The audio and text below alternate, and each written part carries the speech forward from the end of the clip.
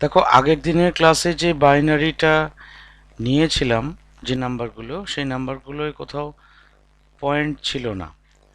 অবশ্যই এখানে একটা পয়েন্ট আছে, দেখতে পাচ্ছ। এই পয়েন্টটা কিন্তু না, এখানে এটা এখানে দাগ পড়েছে, এটা পয়েন্ট নয়। এর পরেরটাই আমরা পয়েন্ট নিয়ে করব। এখানে একটা অনেক বড় সংখ্যা দেওয়া হয়েছে। এই বড় সংখ্যাটাকে যদি আমাকে ডেসিমেলে কনভার্ট করতে হয়, তার একটা ক্যালকুলেশন আমরা করে দেখানোর চেষ্টা করেছি এইখানে। তার মানে এইটাকে 1 2 3 4 5 6 7 8 9 10, তার মানে এইখান থেকে 0 দিয়ে শুরু করলে 0 1 2 3 4 5 6 7 8 9। তাহলে আমরা 2 টু দি পাওয়ার দিয়ে যেরকমভাবে লেখা শুরু করি সেইভাবে লেখা শুরু করব। এখানে 2 টু দি পাওয়ার 0, তারপর 2 টু দি পাওয়ার 1, তারপর 2 টু দি পাওয়ার 2, করতে করতে করতে করতে একদম 2 টু দি পাওয়ার 9। এবার সহগগুলো গুণ আকারে বসিয়ে দিয়েছি। প্রথমে 1 আছে, 1, তারপরে 1, তারপর 0, এখানে 0 দেখতে পাচ্ছ, তারপরে 1, এই 1, তারপরে আবার 0, এখানে 0 আছে, এখানে 0, তারপরে দুটো পরপর 1 আছে, এই 1, 1, তারপর দুটো 0, অর্থাৎ এই 0, এই 0। এইবার 2 টু দি পাওয়ার 9 যদি হিসেব করো 512 হয়, 2 টু দি পাওয়ার 8 256 হয়। এটা তো 0 আছে, 0 হয়ে গেল। এর 2 টু দি পাওয়ার 6 মানে 64। 2 টু দি পাওয়ার 5 এর সঙ্গে 0 আছে, 0 হয়ে গেল। 2 টু দি পাওয়ার 4 মানে 16। 2 এর কিউব মানে 8। এই দুটো 0 হয়ে গেল, আর এটা হচ্ছে 1। এগুলোকে যোগ করলে হয় 857। তাহলে সুতরাং বড় বাইনারি নাম্বারকেও আমরা ডেসিমেলে কনভার্ট করতে পারছি। এবং একটা জিনিস দেখো, এই নাম্বারটা ডেসিমেলের 3 ডিজিটের, এখানে বাইনারিটা হয়ে যাচ্ছে 10 ডিজিটের। সুতরাং বাইনারি নাম্বার যেহেতু শুধু 0 আর 1 সিম্বল, সেই জন্য সেটাকে এক্সপ্রেস করতে অনেক বড় নাম্বারের প্রয়োজন হয় আর কি। নেক্সট যেটা আসছে সেটা একটা পয়েন্ট দিয়ে একটা উদাহরণ দেখানো হয়েছে। এই পয়েন্টটা কিন্তু ডেসিমেল পয়েন্ট নয়, এটাকে বলা হয় বাইনারি পয়েন্ট। ডেসিমেল নাম্বারের মধ্যে যে পয়েন্ট বসানো হয় সেটা ডেসিমেল পয়েন্ট বা দশমিক বিন্দু, কিন্তু বাইনারি নাম্বারের মধ্যে যে পয়েন্ট বসানো হয় সেটাকে বলা হয় বাইনারি পয়েন্ট। তা এইবার আমরা এইটাকে মানে অর্থাৎ এইখানে পয়েন্ট ছিল না, এইখানে পয়েন্ট ছিল না মানে আমরা ধরে নিচ্ছি পয়েন্টটা এই 1-এর ডান দিকে আছে। কিন্তু এখানে যেহেতু পয়েন্ট আছে, তাহলে পয়েন্টের ঠিক আগের ডিজিট হচ্ছে এইটা। তাহলে সেইটাকে 2 টু দি পাওয়ার 0 ধরবো, তার আগেরটা 2 to the power 1, 2 to the power 2, 2 to the power 3, 2 to the power 4। তাহলে আমার এই পয়েন্টের বাঁ দিকটা এইভাবে এগোবে। 2 to the power 4, 2 to the power 3, 2 to the power 2, 2 to the power 1, 2 to the power 0। এবার সহগগুলো 1, 1, এই 1 এর জন্য এই 1, এই 0-এর জন্য এই 0, এই 1 এর জন্য এই 1, এই 0-এর জন্য এই 0, এইভাবে লিখেছি। আর এই পাশটা পয়েন্টের ডান দিকের অংশটার জন্য আমরা 2 টু দি পাওয়ার -1 দেখো লিখেছি। এখানে 2 টু দি পাওয়ার -2 লিখেছি। পরে এটা -1, এটা -2, এটা -3, -4, -5, এইভাবে পরপর লিখে সহগগুলো গুণ গুণ করে লিখে দিয়েছি 1, 1, 0, 0, 1। এইবার এটাকে আমাকে ক্যালকুলেশন করে দেখতে হবে। 2 টু দি পাওয়ার 4 মানে 16, এটা 8, এটা 0, 0 আছে বলে, এটা 2, তারপর এটা আবার 0, তারপর এটা হচ্ছে 1/2, তারপর এটা হচ্ছে 1/4, তারপর এটা 0, তারপর এটা 0, আর এটা হচ্ছে 1/2 টু দি পাওয়ার 5 মানে 1/32। এইবার এইগুলোকে ক্যালকুলেশন করলে মানে আমাদের যে কনভেনশনাল ডেসিমাল সিস্টেমে নিয়ে গেলে হাফটা 0.5 হয়ে যাবে, 1/4টা 0.25 হয়ে যাবে, আর 1/32টা 0.03125 হয়ে যাবে। এইগুলোকে সবগুলোকে যোগ করলে আমার ডেসিমাল নাম্বার হচ্ছে 26.78125, অর্থাৎ this base 2 equal to this base 10। আমরা লিখবো এইভাবেই আর কি, বেসটাকে বোঝানোর জন্য। তো এই মোটামুটি হচ্ছে ডেসিমাল টু বাইনারি কনভার্সন। এই ভুল বললাম, বাইনারি টু ডেসিমাল কনভার্সন। এইবার এরপরে আমরা ঠিক এর রিভার্স প্রক্রিয়াটা শিখবার চেষ্টা করব। এটা হচ্ছে decimal to binary. Decimal to বাইনারির ক্ষেত্রে কি করব, ধরো তোমাকে 15 দেওয়া আছে বেস 10, এটাকে বাইনারিতে নিয়ে যেতে বলা হয়েছে। এই যে দাঁড়িয়ে দিয়ে 2 লেখা আছে, তার মানে হচ্ছে বাইনারিতে নিয়ে যেতে হবে। একটু দেখলে ম্যাগনিফাই করি, এই তাহলে আমরা 15কে যেহেতু বাইনারিতে নিয়ে যাচ্ছি, তাহলে আমরা 2 দিয়ে ভাগ করতে করতে যাবো, যেরকমভাবে ফ্যাক্টরাইজেশন হয় সেইভাবে ভাগ করতে করতে যাবো আর কি। দেখো 2কে 15কে যদি 2 দিয়ে ভাগ করতে হয়, তাহলে আমার কোশেন্ট কত হবে, ভাগ ফল কত হবে না 7। 7 দুগুণে 14 হয়। তা 14 হলে রিমাইন্ডার পড়ে থাকে, সেই রিমাইন্ডারটা আমরা ডান দিকে লিখব। রিমাইন্ডারটা হচ্ছে 1। আবার 2 দিয়ে ভাগ করলাম, 3 দুগুণে 6 হয়। এখানেও 7 আছে, 7 থেকে 6 সাবট্রাক্ট করলে রিমাইন্ডার পড়ে থাকে 1। এখানে 3 এলো, এখানে 2 দিয়ে যদি আবার 3কে ভাগ করি, তাহলে ভাগফল হয় 1 আর রিমাইন্ডার হয় 1। এবার যখন আমরা ডেসিমাল থেকে বাইনারি লিখবো আর কি ডিজিটটা, তখন এই দিক থেকে শুরু করে, মানে এই তলার এইটাকে নিয়ে এই দিক থেকে শুরু করে এই অর্ডারে লিখব, অর্থাৎ 1 1 1 1। এই যে 1 1 1 1 বেস 2 ইকুয়াল টু 15 বেস 10। তোমরা যদি মনে করো যে এটা ঠিক হলো কিনা কি করে বুঝবো, সেটার জন্যে আমাদের পুরনো এই টেবিলটা দেখে নাও। আগের দিনে দেখিয়েছিলাম 15-র জন্য 1 1 1 1 এসেছিল। তাহলে আশা করি বুঝতে অসুবিধা হয়নি। আরও একটা উদাহরণ 13। এখানে ছোট ছোট সংখ্যা নিয়েছি কারণ আমরা ভেরিফাই করতে পারবো বলে, ওই আমাদের ওই টেবিলের সঙ্গে, যে আমরা ঠিক করছি কিনা। 13 নিয়েছি, 2 দিয়ে ভাগ করেছি, কোশেন্ট হয়েছে 6, রিমাইন্ডার 1। আবার 2 দিয়ে ভাগ করেছি, কোশেন্ট হয়েছে 3, রিমাইন্ডার হয়েছে 0।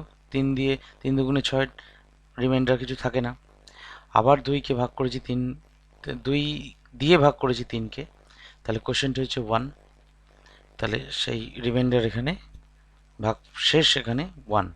তাহলে আমার নাম্বারটা হবে, এদিক থেকে এইটাকে নিয়ে লিখতে বলেছি, এইরকমভাবে অ্যারোটা দেওয়া আছে, তাহলে 1101। 1101 বেস 2 হচ্ছে 13। একবার মিলিয়ে দেখে নিই,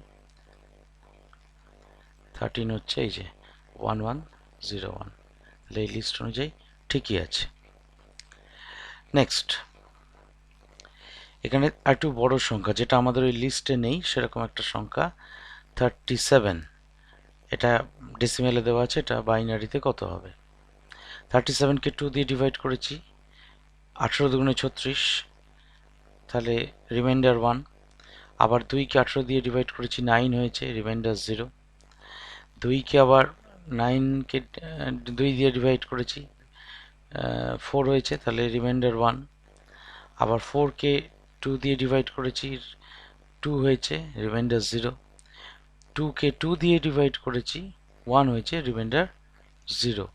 2কে 2 দিয়েও ডিভাইড করেছি, তাহলে ভাগফলটা এটা 1, আর তাহলে ভাগশেষ কিছু নেই। তাহলে এখান থেকে লিখলে 1 0 0 1 0 1, তাহলে 37 বেস 10 ইকুয়াল টু তাহলে 1 0 0, এই যে 1 0 0 1 0 1। আশা করি শিখতে পেরেছ। এরপর একটা যদি ডেসিমাল ফ্র্যাকশন এমন থাকে যার মধ্যে একটা ডেসিমাল ফ্র্যাকশন পার্ট আছে, অর্থাৎ এখানে 37 শুধু ছিল আর এখানে 37.625, তাহলে 37-এর জন্য কত হবে অলরেডি তো আমরা বার করে রাখলাম। এবার 0.625-এর জন্য কি হবে সেটা এবার একটুখানি বার করে দেখার চেষ্টা করি, মানে কি করে বার করব আর কি পয়েন্টের জন্য। এখানে যেমন ভাগ করছিলাম, এখানে কিন্তু গুণ করব। তাহলে আমার এখানে কি আছে, 0.625 আছে, তাহলে 0.625 ইন্টু 2 যদি করি কি হবে, এটা গুণ করলে 1250 হয়, মানে 1.25 হয়। 1.25 হলে আমরা এই যেটা তোমার পয়েন্টের পরের অংশ সেইটাকে কেবলমাত্র নেব, বাদ বাকি এই সামনের অংশটাকে নেব না। মানে এই 1 যেটা এলো এইখানে একটা এই হয় 0 নয় 1 কিছু একটা নাম্বার আসবে আর কি 2 দিয়ে গুণ করলে। ফ্র্যাকশন তো, ফ্র্যাকশনকে 2 দিয়ে গুণ করলে যদি ফ্র্যাকশনটা 1-এর থেকে বড় হয় তাহলে এখানে 1 আসবে, 1 পয়েন্ট সামথিং হবে। আর ফ্র্যাকশনটা 2 দিয়ে গুণ করলে যদি 1-এর থেকে ছোট হয় তাহলে 0 আসবে। এই পার্টটা নেব না, শুধুমাত্র যে পার্টটা আমার ডেসিমেলের পরে আছে সেই পার্টটা আবার পরের লাইনে নিয়ে গিয়ে আবার 2 দিয়ে গুণ করব। 2 দিয়ে 0.25কে গুণ করলে 0.50 হয়। এই জিরোটা অ্যাজ ইট ইজ রেখে দেবো, আবার এই পার্টটাকে নেব, 0.50 নিলাম, একে আবার 2 দিয়ে গুণ করব। করে দেখো এখানে 1.00 হয়েছে, অর্থাৎ এইখানে আর কিন্তু পয়েন্টের পরে ডেসিমেলের পরে আর কোনো নাম্বার নেই। 1.00 মানে 1। তাহলে এবার আমার আর কিন্তু এটাকে গুণ করবার দরকার পড়বে না। 0 দিয়ে তুমি 2 গুণ করলে সে তো 0ই আসবে। তাহলে আমার যেটা মানে এবার কনভার্সন করলে যেটা হবে 0.625 বেস 10, সেটা তার মানে দাঁড়াবে ডেসিমেল পয়েন্ট 101 বেস 2। তাহলে আমার 37.625 এইটা তাহলে দাঁড়াবে, এইদিকে অলরেডি বার করে রেখেছিলাম এই 37 বেস 10টাকে 100,101, তাহলে সেটা লিখে দিয়েছি 10, একটা বোধহয় 0 লিখতে ভুল করেছি না, এটা 100,101 হবে, এইখানটা 0 হবে, এটা ভুল করেই 1 বসিয়ে দেওয়া হয়েছে। আর 0.101 বেস 2, তাহলে কি করে বার করলাম আমরা বুঝতে পেরেছ। আচ্ছা এইবার এখানে যেমন সুন্দর তোমার 0 চলে এসছে, 0.5 এসছে, 2 দিয়ে গুণ করলে 0 চলে এসছে। এমন অনেক ডেসিমেল ফ্র্যাকশন পার্ট থাকতে পারে যেটা তুমি 2 দিয়ে যতই গুণ করো না কেন এইখানে এরকম 0 আসবে না কোনো সময়। সেরকমই বোধহয় একটা উদাহরণ এরপরে আমরা দেখেছি। 0.327 বেস 10, এইটাকে আমরা বেস 2তে কত হয় দেখতে চাইছি। এইটা বেস 2তে কত হয় দেখবার জন্যে একটা কাজ করব, যে প্রথমে 2 দিয়ে গুণ করেছি 3.327কে, 2 দিয়ে গুণ করবার ফলে হয়েছে 0.654, আমাদের নেবার কথা এই পার্টটা, তাহলে 0.654কে নিয়ে এসেছি পরের লাইনে, আবার 2 দিয়ে গুণ করেছি 1.308, তাহলে 0.308কে নিয়ে এসেছি, আবার 2 দিয়ে গুণ করেছি, করে আবার 0.616, আবার 0.616কে 2 দিয়ে গুণ করেছি 1.232। দেখো এটা আমি যতবারই গুণ করি না কেন এই পয়েন্টের পরে কিন্তু কোনো সময় ওই 0.5-এর মতো জিনিস আসছে না, যেটা 2 দিয়ে গুণ করলে 1 হয়ে যাবে, এই জায়গাটা 0 হয়ে যাবে, তা কিন্তু হচ্ছে না। 0.232 আবার 2 দিয়ে গুণ করেছি 0.464, 0.464কে 2 দিয়ে গুণ করেছি 0.928, 0.928কে 2 দিয়ে গুণ করেছি 0.856, এইভাবে চলছে, মানে এভাবে তুমি চালিয়ে গেলে চলতেই থাকবে।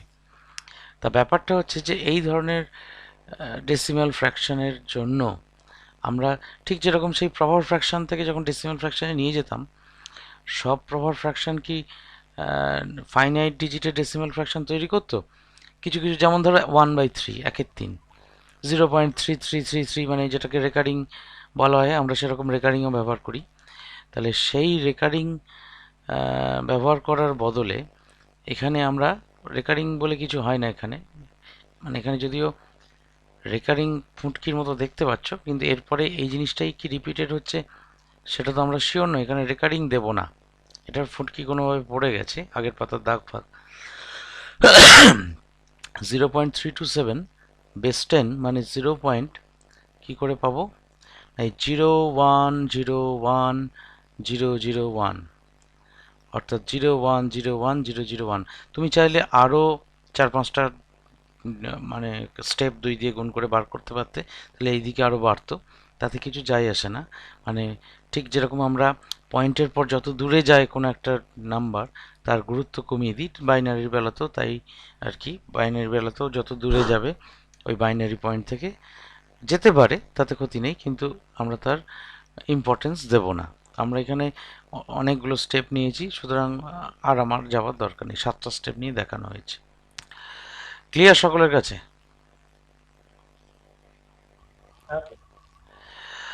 আচ্ছা, এরপর যে জিনিসটা শিখবো আমরা সেটা হচ্ছে লজিক গেট। বাংলায় বলা হয় যুক্তিদ্বার, না এটা জাস্ট যুক্তিদ্বার কথাটার মধ্যে কোনো যুক্তি নেই আর কি, এটা একদম লিটারাল ট্রান্সলেশন করে দিয়েছে।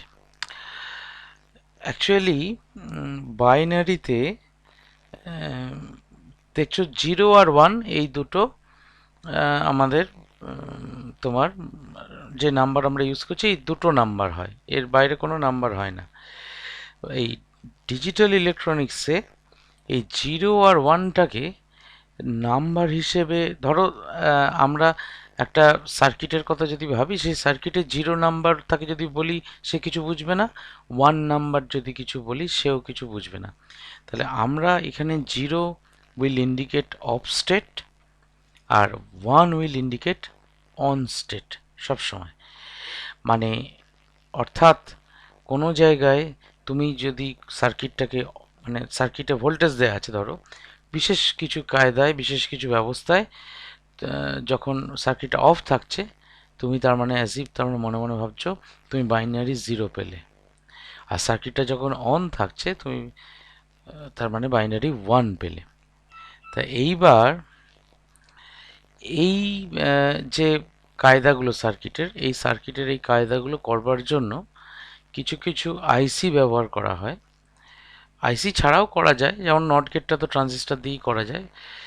কিছু কিছু আইসি ব্যবহার করা হয়। আইসির কথাটা, আইসি শব্দটা তোমাদের আশা করি পরিচিত, ইন্টিগ্রেটেড সার্কিট বলা হয়। এখন বর্তমান যে ইলেকট্রনিক্স জগৎ, ইলেকট্রনিক্স ইন্ডাস্ট্রি, সেখানে আইসি ছাড়া আর কি অচল। আইসি ছাড়া অচল বললেও ভুল হবে। এক একটা বোর্ড ইটসেলফ একটা আইসি, মানে এক একটা ওই যে ধরো কম্পিউটারের মাদার বোর্ড বা ইত্যাদি, এগুলো ইটসেলফ এক একটা আইসি। এবং সেটা একটা লেয়ার আইসি নয়, মাল্টি লেয়ার্ড আইসি। এবং মজাটা হচ্ছে যখন এই ইন্টিগ্রেশন শুরু হলো, ইন্টিগ্রেশন অফ কম্পোনেন্টস। ইন্টিগ্রেশন কথাটার মানে কি? ইন্টিগ্রেশন মানে হচ্ছে সহজ কথায় জড়ো করা। হ্যাঁ, যতগুলো টুকরো টুকরো অংশ ছিল সবগুলো জড়ো করা। তখন প্রথম ইন্টিগ্রেশন যখন শুরু হলো, ইন্টিগ্রেশন টেকনিক্স যখন আবিষ্কার হলো আর কি, তখন প্রথমে চেষ্টা করেছিল 10টা কম্পোনেন্টকে, 10 কম্পোনেন্টস, মানে ধরো তার মধ্যে হয়তো 4টে রেজিস্ট্যান্স আছে, দুটো ট্রানজিস্টার আছে, আর ইন্ডাকটেন্স বা ক্যাপাসিটেন্স কিছু থাকতে পারে, ডায়োডস থাকতে পারে, এই ধরনের জিনিসপত্রগুলোকে, এরকম 10টা কম্পোনেন্টকে একটা ছোট্ট, হয়তো 1 সেন্টিমিটার বাই 1 সেন্টিমিটার এরকম সাইজের একটা ছোট্ট জায়গায় করতে আর কি, মানে ভরে ফেলতে। মানে অর্থাৎ ওই ছোট্ট জায়গাটার মধ্যেই ওই 10টা কম্পোনেন্ট আলাদা আলাদা করে ডিজাইন করতে হবে। বুঝতেই পারছো, 1 সেন্টিমিটার বাই 1 সেন্টিমিটার মানে খুবই ছোট। তার মধ্যে ওই 10টা কম্পোনেন্ট ভরে ফেলা চেষ্টা করা হয়েছিল প্রথম। সেটাকে বলা হয় স্মল স্কেল ইন্টিগ্রেশন, প্রথম যখন শুরু হয় আর কি। এইবার তারপরে স্মল স্কেল ইন্টিগ্রেশনের পর লার্জ স্কেল ইন্টিগ্রেশন এসছে। লার্জ স্কেল ইন্টিগ্রেশনের পর ভেরি লার্জ স্কেল ইন্টিগ্রেশন এসছে। বর্তমানে তো আলট্রা লার্জ স্কেল ইন্টিগ্রেশন হয়, বা তার চেয়েও বেশি, মানে ওই 1 সেন্টিমিটার বাই 1 সেন্টিমিটার জায়গার মধ্যে বোধহয় 10 লক্ষ কম্পোনেন্টকে ফ্যাব্রিকেট করা সম্ভব হচ্ছে আর কি, তা তৈরি করা হয় ওই জায়গায়। তা এইরকমই ছোট ছোট সার্কিট, যে ছোট ছোট কম্পোনেন্টকে আমরা আইসি বলি, যার মধ্যে আমরা এই পার্টিকুলার এই নট গেট, অ্যান্ড গেট, এই যে নামগুলো দেখতে পাচ্ছ, এই জিনিসগুলো অলরেডি তৈরি করা থাকে। কিছুই না, it is a combination of different circuit elements. তার মধ্যে রেজিস্ট্যান্স থাকবে, ক্যাপাসিটেন্স থাকতে পারে, ইন্ডাকটেন্স থাকতে পারে, বিভিন্ন রকম সার্কিট এলিমেন্টস দিয়ে। অর্থাৎ এই আইসিটা হচ্ছে একটা কম্প্যাক্ট ডিভাইস, যে কম্প্যাক্ট ডিভাইসের মধ্যে আমি ইনপুট সেকশন একটা থাকবে, আউটপুট সেকশন একটা থাকবে। আমি ইনপুট আমার প্রয়োজন মতো দেবো এবং আউটপুটও ঠিক আমার যেরকম চেয়েছি সেরকম পাবো। তা এইখানে এই আইসিগুলোকে গেট গেট বলার অর্থ হচ্ছে সিগন্যাল বা বলতে পারো ইনস্ট্রাকশন, যাই বলি না কেন, সেইটা হয় থাকবে, হয় হ্যাঁ হবে নয় না হবে, ঠিক আছে। এবং এই যে 6 ধরনের গেটের নাম এখানে লেখা আছে, এছাড়াও আরও গেট হয় আর কি, এক্সঅর এক্সনর গেট এগুলো হয়, সেই জটিলতায় আমরা ঢুকিনি। তা এই গেটগুলো তোমাকে হয় ভোল্টেজ যেতে অ্যালাউ করবে, হয় ভোল্টেজ দেবে, না হলে ভোল্টেজ দেবে না। অর্থাৎ তুমি একে ভোল্টেজ দিলে এ পাল্টা সেই ভোল্টেজটাই দেবে, তার মানে তুমি অন করলে তাহলে ও অন হবে, আর না হলে তুমি তুমি অফ করলে ও অন হবে, দুটোই হতে পারে আর কি। তুমি যখন অফ করছো, অফ সিগন্যাল দিচ্ছ ইনপুটে, তখন আউটপুট অন, এরকমও হতে পারে। আবার একাধিক ইনপুটের বেলায়, ধরো তুমি একটাই যে ইনপুট দেবে সবসময় তা নয়, একাধিক ইনপুট দিচ্ছ, একাধিক ইনপুটের সময় একটা হয়তো অন করলে, একটা অফ করলে, এবার ও যুক্তি দিয়ে বিবেচনা করার মতো বিবেচনা করবে যে একটা যদি আমার অন হয়, একটা যদি অফ হয়, তাহলে আমার আউটপুটে কী দেওয়া উচিত, সেই বিবেচনা করে আউটপুটটা দেবে।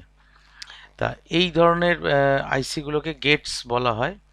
এই আইসি নাম্বার আছে বিভিন্ন রকম, তোমরা যদি এখন তো বর্তমানে সবই আমরা গুগল সার্চ করে পাই, এই নট গেট আইসি সিম্বল বা নট গেট আইসি নাম্বার বা অ্যান্ড গেট আইসি নাম্বার বলে চাও, ওরা তোমায় 4 ডিজিটের একটা নাম্বার শো করবে। সেই নাম্বারের আইসি যদি তুমি পারচেস করো, সেই আইসি তার মানে দিয়ে ওই নট গেটের আইসি যদি হয় তাহলে নট গেটের কাজ করাতে পারবে, অ্যান্ড গেট যদি হয় অ্যান্ড গেটের কাজ করাতে পারবে। আচ্ছা, এবার আইসিগুলোর মধ্যে বা গেটগুলোর মধ্যে চলে আসি। প্রথমে সবচেয়ে সহজতম গেট, সিম্পলেস্ট গেট হচ্ছে নট গেট। নট মানে হচ্ছে না, জানো, অর্থাৎ কিছু লোক আছে যাই বলো, এটা করুন না, ওটা করুন না, সেটা করুন না, সবাই না। অর্থাৎ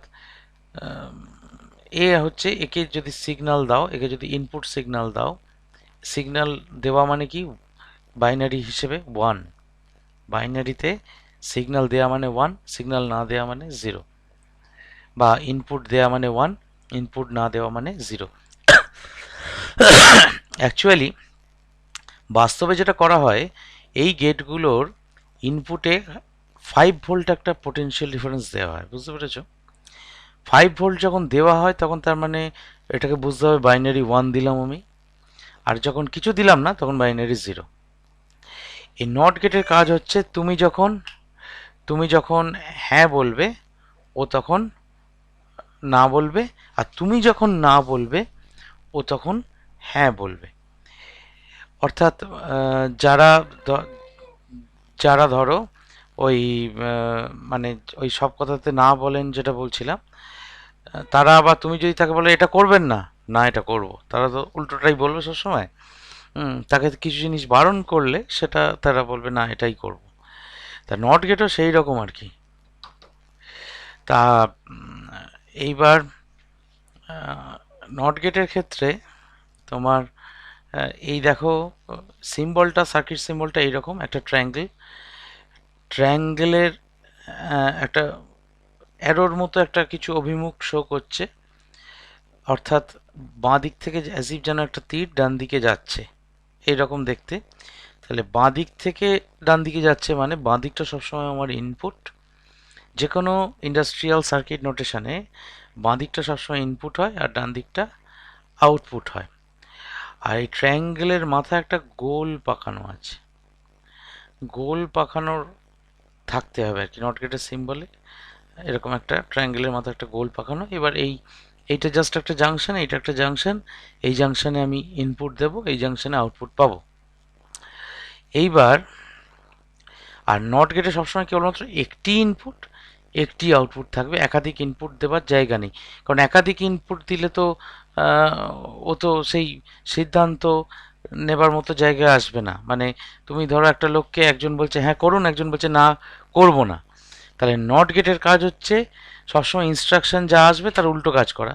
তাহলে একজন বলছে করুন, তাহলে তার উল্টো উল্টো কাজ যদি করতে হয় তাহলে কাজটা নট গেট করবে না, কিন্তু আবার একটা লোক বলছে করবেন না কাজটা, তাহলে তার আবার উল্টো ইনস্ট্রাকশন নট গেট। তার নট গেট একসঙ্গে দুটো ইনস্ট্রাকশন ফলো করতে পারে না। নট গেট তার মানে কেবলমাত্র আইদার মানে জিরো ইনপুট নেয় অথবা ওয়ান ইনপুট নেয়, অর্থাৎ যখন জিরো নেয় তখন ওয়ান নেয় না, যখন ওয়ান নেয় তখন জিরো নেয় না, মানে এছাড়া আর কোনো ইনপুট দেবার জায়গা নেই নট গেটে। নট গেটে সবসময় একটাই টার্মিনাল থাকে ইনপুটে। তা এবার তা ওই দেখো এই যে নট গেট বলছি, তাহলে আমি এইখানে একটা টেবিল বানিয়েছি, এই টেবিলটাকে বলা হয় ট্রুথ টেবিল। ট্রুথ টেবিলটা কি? ট্রুথ টেবিল নামে ট্রুথ টেবিল, এবং এর বাংলাও করা হয়েছে সত্য সারণী। অর্থাৎ মানে সত্য সারণী অর্থে হচ্ছে যেমন এই যে আমরা জিরো আর ওয়ান বলছি, জিরোটাকে অফ স্টেট বলছি, ওয়ানটাকে অন স্টেট বলছি, তাই তো? আমরা তো এইরকম যে কোনো ধরনের অপোজিট ওয়ার্ডস ব্যবহার করে এরকম টেবিল তৈরি করতে পারি।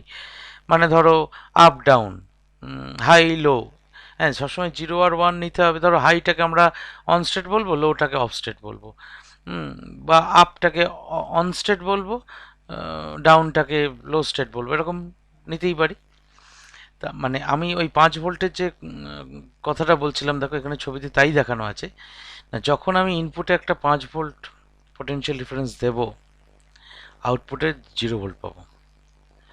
আর ইনপুটে যখন 0 ভোল্ট দেবো, আউটপুটে 5 ভোল্ট পাবো। অর্থাৎ এটা হচ্ছে ইনপুট, ওয়াইটা হচ্ছে আউটপুট। এ যখন 0, ওয়াই তখন 1, আর এ যখন 1, ওয়াই তখন 0। এই হচ্ছে আমাদের নট গেটের ট্রুথ টেবিল। এবার আমরা অ্যান্ড গেটে আসি। অ্যান্ড গেট, এই অ্যান্ডের মনে রাখার জন্য একটা সুবিধে বলি।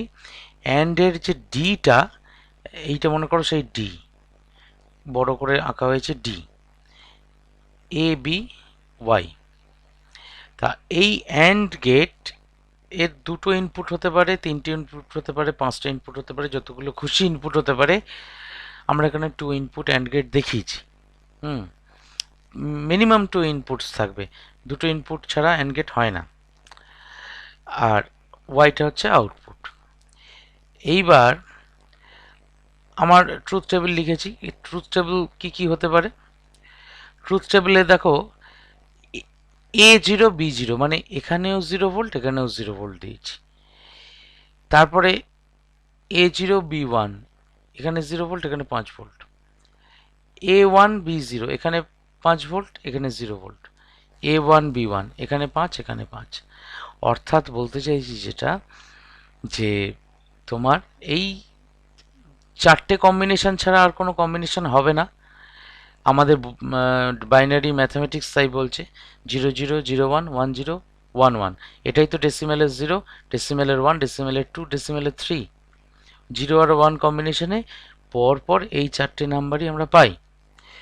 এবার অ্যান্ড গেট, অ্যান্ড কথাটার মানে কি এবং অ্যান্ড কথাটা ব্যবহার করা হয় তার কারণ হচ্ছে যখন এ এবং বি দুটো ইনপুটই যখন অন, দুটো ইনপুটই যখন +5 ভোল্টে থাকবে, তখনই কেবলমাত্র আমরা আউটপুট পাবো। অর্থাৎ when A and B both inputs are on, then only the output Y is on। এই যে A and B both inputs are on, এই যে A এবং B দুটোই যদি অন থাকে তবেই Y অন, না হলে কিন্তু Y অফ। দেখো এখানে 00 তো 0 বটেই, 01, এখানে 0টা অফ স্টেটে আছে, 1টা অন স্টেটে আছে, কিন্তু তাও আউটপুট 0। এখানে ঠিক উল্টো কেসটা, এটা 1 স্টেটে আছে, বিটা 0 স্টেটে আছে, তাও কিন্তু আউটপুট 0। কেবলমাত্র শেষেরটাতে দুটোই অন স্টেটে আছে, সেই জন্য আউটপুটটা আমি পেয়েছি। তাহলে অ্যান্ড কথাটার সিগনিফিকেন্স বুঝতে পারলাম। অ্যান্ড অর্থে এ এবং বি উভয়ই, এই যে এ এবং বি উভয়ই অন থাকলে আউটপুট ওয়াই অন হবে। এবার 3 ইনপুট অ্যান্ড গেট দিয়ে আরেকটু দেখিয়েছি, আরেকটু তাতে জটিলতা বাড়বে। 2 ইনপুট তো আমরা শিখে গেছি, এবার 3 ইনপুটের জন্য দেখা যাক। 3 ইনপুট অ্যান্ড গেট, তাহলে সিম্বলটা তাহলে এইরকম হয়ে যাবে, সেই ডিটা থাকবে, আউটপুট তো একটাই বলেছি। ইনপুট দেখো তিনটের বেলায় আমার কি কি কম্বিনেশন হতে পারে এবিসির মধ্যে, আমরা এখানে কম্বিনেশনটা দেখিয়েছি। দেখো সেই আমাদের বাইনারি টেবিল 0 0 0 0 0 1, তারপরে 1 0, প্রথমে 0, তারপরে 1, তারপরে 10, তারপরে 11, তারপরে 100 101 110 111, অর্থাৎ এইখানে তিনটেই জিরো, এইখানে এইটা কেবলমাত্র 1, এইখানে বিটা 1, এইখানে বি সি দুটোই 1, কিন্তু এটা জিরো।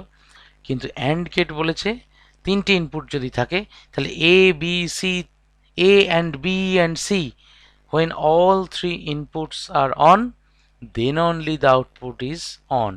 তাহলে দেখো সব কম্বিনেশনেই কোনো না কোনোটা জিরো হয়ে আছে, হয় এ নয় বি নয় সি, কেবলমাত্র সবগুলোই অন স্টেটে আছে শেষ কম্বিনেশনটায়, অর্থাৎ 1 1 1, একমাত্র আউটপুট পাওয়া যাবে এই কম্বিনেশনে।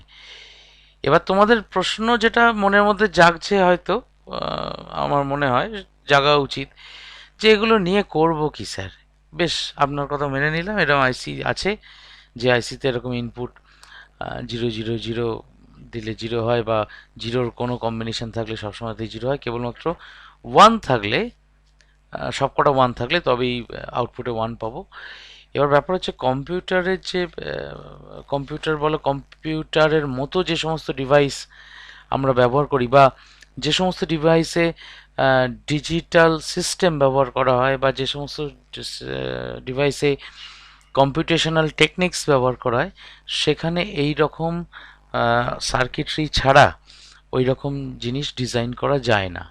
সেই জন্যই আমাকে এই প্রসেসগুলো শিখতে হয়। এগুলো অ্যাকচুয়ালি আরও ডিটেলে করবার জন্যে, ওই 0 আর 1 নিয়ে কাজ করবার জন্য এক ধরনের বিশেষ অ্যালজেব্রা ব্যবহার করা হয়। তোমরা তো ধরো ক্লাসিক্যাল অ্যালজেব্রা, যেটাকে লিনিয়ার অ্যালজেব্রা বলি আমরা, সেইটা শিখেছো। তারপরে কিছুটা হয়তো অ্যাবস্ট্রাক্ট অ্যালজেব্রাও শিখেছো, ওই গ্রুপ সেট রিং ফিল্ড এই জায়গাগুলো। এছাড়াও এই যে অ্যালজেব্রাটা ব্যবহার করা হয় এটাকে বলে বুলিয়ান অ্যালজেব্রা। এই বুলিয়ান অ্যালজেব্রার কিছু টেকনিক্স আছে, কিছু থিওরেমস আছে, সেই থিওরেমগুলো এই সিস্টেমে, এই and gate, or gate, not gate, এইগুলোতে ব্যবহার করা হয়। সেগুলো আমাদের সিলেবাস বহির্ভূত বিষয়, আমাদের পড়ার দরকার নেই। তা আমরা অ্যান্ড গেটে দেখতে পেয়েছি যে এই আছে। এরপরে নেক্সট যে গেটটা সেটা হচ্ছে অর গেট। অর কথাটার মানে হচ্ছে অথবা, তাই তো। এ বি দুটো ইনপুট, একটা একটা আউটপুট ওয়াই। এখানেও কিন্তু দুটোর বদলে তিনটি ইনপুট থাকতে পারে। তাহলে তিনটি ইনপুট এখন থাক, এখন দুটো ইনপুট নিয়েই ভাবি। এ অথবা বি, এ অর বি যে কোনো একটা অন থাকলেই ওয়াই অন হবে, অর্থাৎ মানে ওয়াই কেবলমাত্র দেখবে যে any of the inputs if and I will be on. তাহলে এখানে অর কথাটার সিগনিফিকেন্স কি, যে আগে যেমন এ অ্যান্ড বি ছিল, অর্থাৎ দুটোকেই অন হতলে তবেই আউটপুটে আমরা অন সিগন্যাল পেতাম। এখানে এ অর বি যে কোনো একটা অন হলে, আইদার অফ দ্য ইনপুটস যদি অন হয়, তাহলে আমরা আউটপুটে অন স্টেট পাবো। এটা টু ইনপুট অর গেট, যে when any of the inputs a or b is on the output y is on। যখন যে কোনো একটি ইনপুট অন থাকবে তখনই আউটপুট ওয়াইও অন হবে।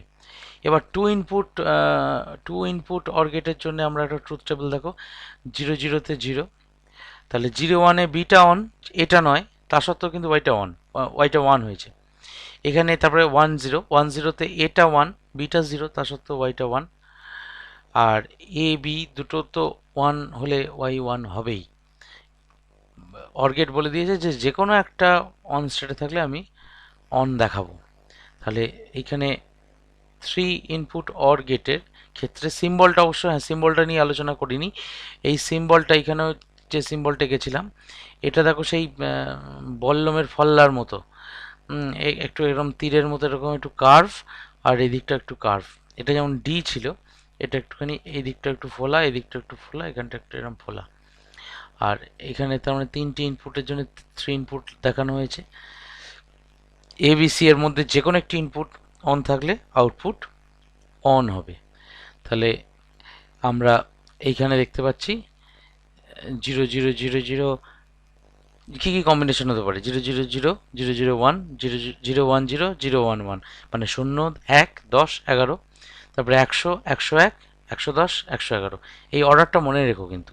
মানে আমি শিখেছিলাম কি, যে 0 আর 1-এর কম্বিনেশনে পরপর যে সংখ্যাগুলো আসে ডেসিমাল সিস্টেমে, সেগুলো আমরা মনে মনে ভাববো। অর্থাৎ প্রথমে 0, তারপর 1, তারপর 10, তারপর 11, তারপর 100 101 110 111। এইখানে কেবলমাত্র এইটাতেই সবগুলো 0, তাই জন্য আউটপুটটা 0। আর বাদ বাকি সবগুলোতেই কোনো না কোনোটা দেখো 1 আছে। তাহলে এই অর গেটের বেলায় a or be or C যে কোনো একটা অন থাকলে ওয়াই অন হবে। তাহলে সবগুলোতেই ওয়াই অন হবে, কেবলমাত্র প্রথম কেসটা ছাড়া। এই হচ্ছে অর গেট। আমরা এরপর একটুখানি বাকি আছে যদিও, এই জায়গার একটু আলোচনার বিষয় আছে বলে আমি এগোচ্ছি না। শুধু একটু জিনিস বলে রাখি, এই ন্যান্ড গেট, এই দেখো এখানে একটা নতুন 4 নম্বর গেট লিখেছি। এই ন্যান্ড গেট হচ্ছে নট গেট আর অ্যান্ড গেটকে একসঙ্গে কম্বাইন করে একটা গেট পেতে পারি। এই হচ্ছে অ্যান্ড গেট, তারপর একটা নট গেট চাপিয়েছি। অর্থাৎ অ্যান্ড গেটের যা আউটপুট পাবো, তারপরে সেই আউটপুটটা নট গেটের মধ্যে দিয়ে চাপালে বার করলে যা আমার কি বলবো রেজাল্ট পাওয়ার কথা, সেটাই হচ্ছে ন্যান্ড গেট দেয়। এবং বুঝতেই পারছো এই যে মাথার যে গোল্লাটা, অ্যাকচুয়ালি ন্যান্ড গেটের সিম্বল হচ্ছে এই মাথার গোল্লাটা, ট্রায়াঙ্গেলটা ব্যবহার করা হয় না। এই যে মাথার গোল্লাটা, এই মাথার গোল্লাটা এই অ্যান্ড গেটের মাথায় বসিয়ে দিলে আমরা এটাকে ন্যান্ড গেট হিসেবে ভাববো। আমি এর ট্রুথ টেবিল আজকে ঢুকবো না। এছাড়াও এছাড়াও তোমাদের যেটা আছে নর গেট, নট অর। অ্যাকচুয়ালি প্রথমে অর, তারপরে নর। কারণ এখানেও দেখো নট গেটে তো কেবলমাত্র একটি ইনপুট হয়, তাহলে আমাকে নটটা পরে বসাতে হবে, নটটা আগে বসানোর কোনো রাস্তা নেই। তাহলে এইখানে আমরা তোমার একটাই যেহেতু ইনপুট দিতে হবে, তাহলে এর আউটপুটে বসিয়েছি। এখানেও ঠিক তেমনি এর আউটপুটে বসিয়েছি। এইখানেও এই নট গেটের যে গোল্লাটা, এই যে গোল্লা যেটা দেখাচ্ছি, সেটাই মাথায় বসিয়ে দিয়ে নর গেট তৈরি করা হয়েছে। হ্যাঁ, আমি এর ডেসক্রিপশন পার্টে আজকে যাচ্ছি না, সময় হয়ে গেছে। নট গেট, নর গেট কী কাজে লাগে, কেন কাজে লাগে, আমাদের যে গেটগুলোর যে লিস্ট আমরা দেখেছিলাম, তার মধ্যে এই নট গেট, অ্যান্ড গেট আর অর গেট এই তিনটে করেছি। ন্যান্ড গেট নর গেটটা পরের দিন আর একটু ভালোভাবে পড়বো। এক্সক্লুসিভ অরটা আমাদের দরকার নেই। হ্যাঁ, এক্সক্লুসিভ অর হয়, এক্সক্লুসিভ নর হয়, হ্যাঁ, এক্স নরও বলে। এগুলো আমাদের দরকার নেই। শুধুমাত্র ন্যান্ড গেট নর গেটটা একটু জেনে রাখা দরকার, কারণ উচ্চ মাধ্যমিকের জন্য শুধু নয়, অনেক সময় দেখা যায় যে ওই কম্পিটিটিভ পরীক্ষা যেগুলোর সঙ্গে থাকে, এগুলো তো এই ধরনের প্রশ্ন আসে, সেই জন্য একটু শিখে রাখবো। তাহলে আমাদের ডিজিটাল ইলেকট্রনিক্স শেষ হয়ে যাবে। আচ্ছা, এবার বলো তোমাদের কারোর কিছু প্রশ্ন আছে কিনা আজকের অংশতে? স্যার একটা প্রশ্ন আছে, এই যে মানে চিহ্নগুলো দেওয়া হয়েছে তাদের কোনো সিগনিফিকেন্স আছে, মানে কি কারণবশত এটা দেওয়া হয়েছে? সিগনিফিকেন্স বলতে এইখানে বললাম এটা একটা অ্যারোর মতো দেখাচ্ছে, বললাম না হ্যাঁ। নট গেটের ক্ষেত্রে বা অ্যান্ড গেটের ক্ষেত্রে যে ডিটা, দিস ইজ দ্য ডি, এটা তোমার ডিটাকে সিগনিফাই করছে।